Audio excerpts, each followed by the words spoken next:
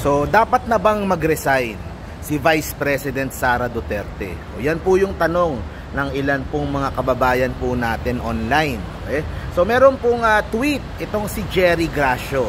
Isa po siyang sa ABS-CBN na kritiko ng mga Duterte. Okay? Sa kanyang tweet, sinabi po niya, by defending Apollo Kibuloy, who is accused of sex trafficking children, Sara Duterte has lost all moral grounds to lead the Department of Education.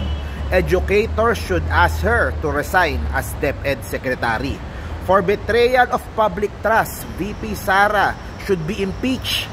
She has infringed on the public interest to prosecute a man wanted by the law by publicly defending Apollo Kibuloy.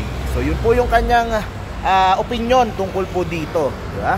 O para sa akin naman, to begin with, parang alanganin po talaga yung ginawa ni VP Sara na she went out of her way to attend a rally na defending itong si Kibuloy, na openly criticizing the government that she serves, the president that she serves, that is her boss.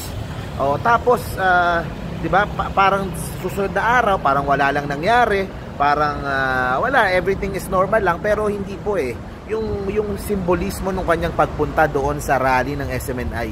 It shows na kung nasaan yung puso niya, nasaan yung damdamin niya.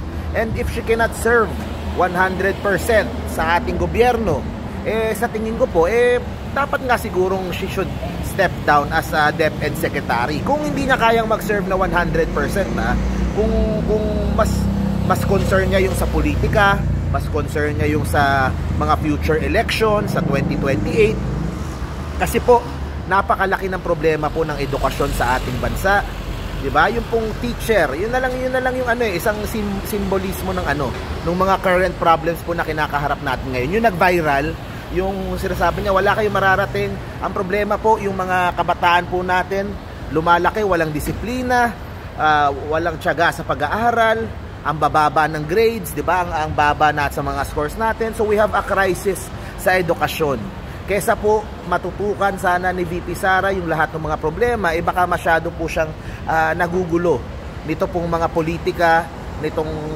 kanilang pag-defend niya sa kanilang kaalyado na si Kibuloy, di ba? So sana po may isang tabi na, okay? May isang tabi na. I'm not sure kung meron na siyang nagawa that is impeachable or para subukang itakbo or i-run yung pong impeachment proceedings laban sa kanya. Wala pa akong mga ebidensya na nakikita or kung ano man na grounds na posibleng yon. Pero sa akin, Department of Education deserves 100% of attention, of our attention. Kung sino man yung mga nag-handle dyan, dapat 100% nakatutok po, committed sa mga kabataan. Alam nyo, kasi nasasayangan ako Alam nyo, lahat ng gawin ni VP Sara, lahat ng kanyang mga salita, balita ka agad She could use her platform para po to tackle head on yung mga problema sa edukasyon. She could use her clout, her followers, yung DDS, pwede niyang gamitin para ayusin yung problema sa edukasyon sa bansa Pero kesa gamitin niya sa problema ng DepEd, nagagamit niya sa problema ng kanyang pamilya at dun sa mga malalapit sa kanila katulad si Kibuloy.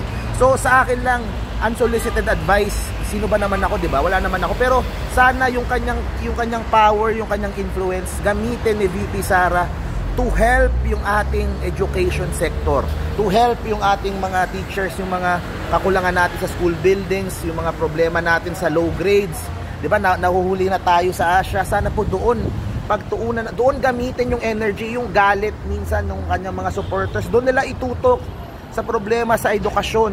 Diba, magtulong-tulungan tayo. And ako I might be critical with her sometimes, pero pagdating sa edukasyon, kailangan suportahan, kailangan magkaisa, kailangan na let's work together for the future ng ating mga kabataan. So sana doon siya mag-focus kasi sa totoo lang, real talk lang. 'Di ba? Parang wala akong maisip ng malaking achievement on the part of VP Sara sa education. Meron yung mga paisa-isa, pailan-ilan, mga ganitong project dito, maliit na project doon. Pero 'di ba, anong malaking proyekto, anong malaking moves ang meron nang nagawa si VP Sara sa kanyang role bilang secretary, na alam mong malaki ang impact sa ating mga estudyante at guro.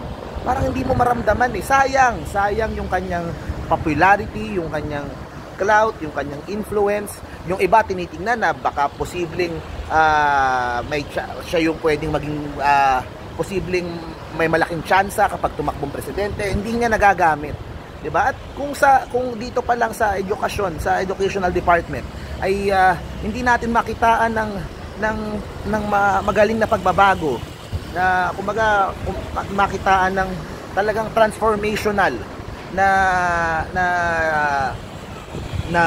projects o moves, paano pa kaya pag nilagay siya sa Malacanang, 'di ba? Anong aasahan natin?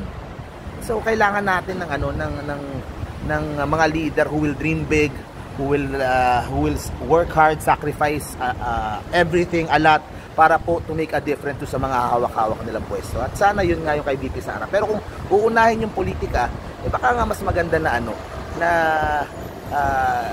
ipaubayan nila sa ibang tao yung pag-handle ng DepEd. So yun guys, thank you very much po. See you po sa next video po natin. Ayan, tuloy-tuloy na po yung coverage natin. Yun nga, naisip ko nga, lalo ngayon, International Women's Month, diba? Tapos, ganyan pa, nandun pa sa side ng ano. Pero anyway, tuloy-tuloy na po yung coverage po natin. See you po sa next video.